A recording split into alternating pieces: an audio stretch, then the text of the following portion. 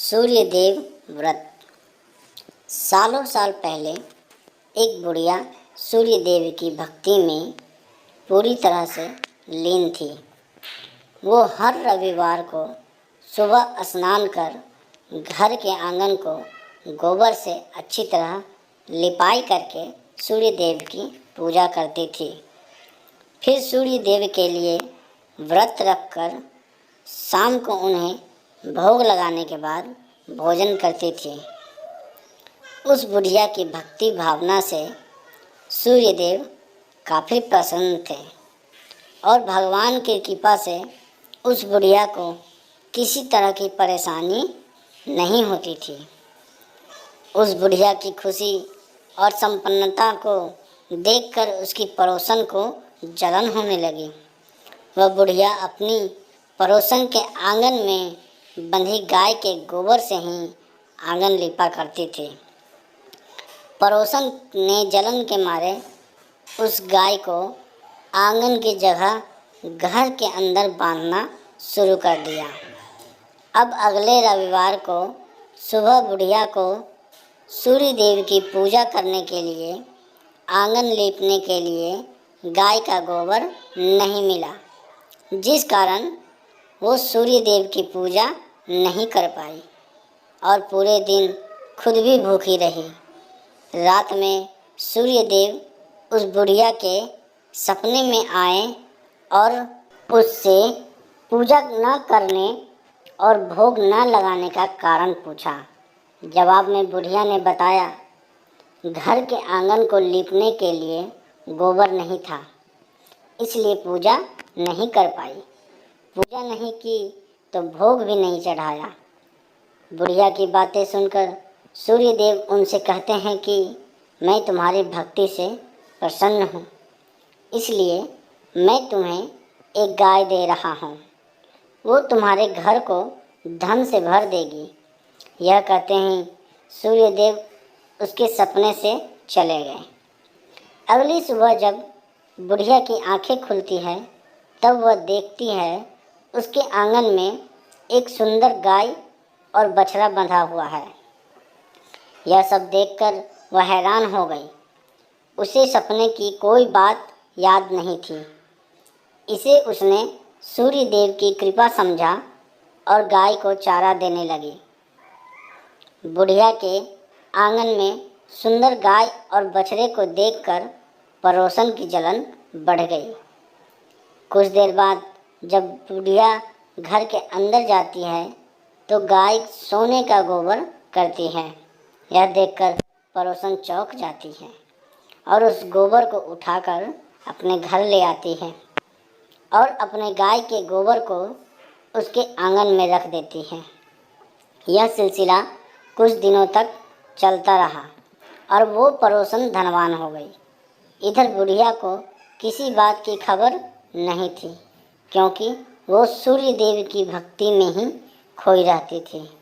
उधर सूर्यदेव को उस महिला की हरकतों पर काफ़ी गुस्सा आता है। उनके गुस्से के कारण धूप काफ़ी बढ़ जाती है, जिस कारण बुढ़िया गाय और उसके बछड़े को घर के अंदर बांध देती है। उसी रात आंधी चलने लगती है, इसलिए वह गाय और बछड़े को आंगन में नहीं निकालती।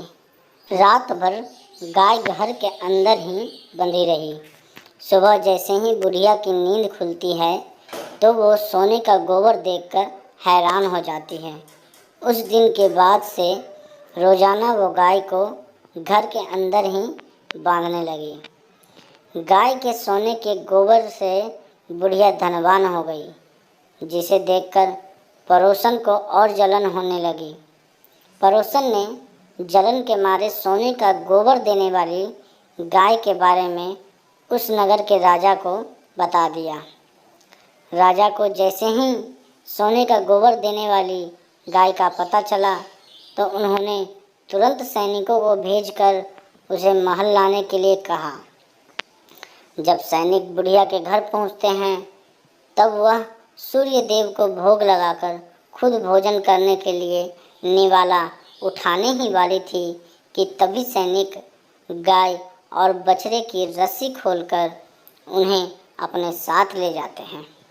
बुढ़िया उनसे गाय और बछड़े को न ले जाने की प्रार्थना करती है, लेकिन राजा के सैनिक बुढ़िया की एक नहीं सुनते। कुछ ही देर में सैनिक गाय को राजा के पास ले जाते हैं।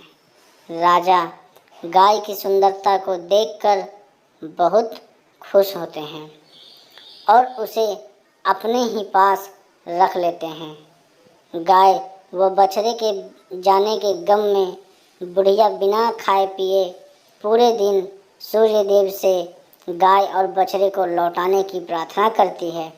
इधर दूसरे दिन सुबह राजा सोने का गोबर देखकर हैरान हो जाता है।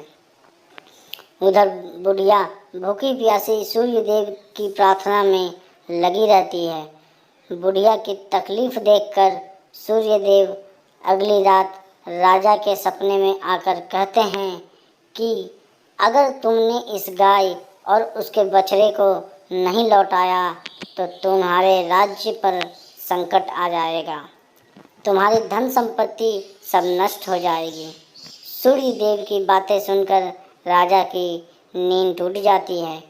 दूसरे दिन सुबह वो बुढ़िया को गाय और बछड़ा लौटा देते हैं, साथ ही उसे कुछ धन भी देते हैं और उसकी पड़ोसन को सजा देते हैं।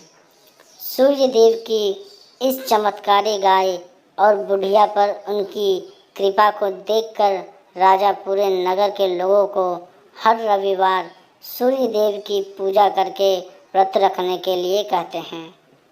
तभी से ही रविवार के व्रत का चलन शुरू हुआ और राजा के पूरे राज्य में खुशियां ही खुशियां छा गई। कहानी से सीख: दूसरे के प्रति द्वेष भाव रखने से खुद की ही हानि होती है। जीवन में जितना हो सके सामने वालों की मदद करनी चाहिए। दोस्तों, आपको ये कहानी कैसी लगी? कमेंट करें। ऐसी और भी कहानी पढ़ने और सुनने के लिए लाइक और सब्सक्राइब करें।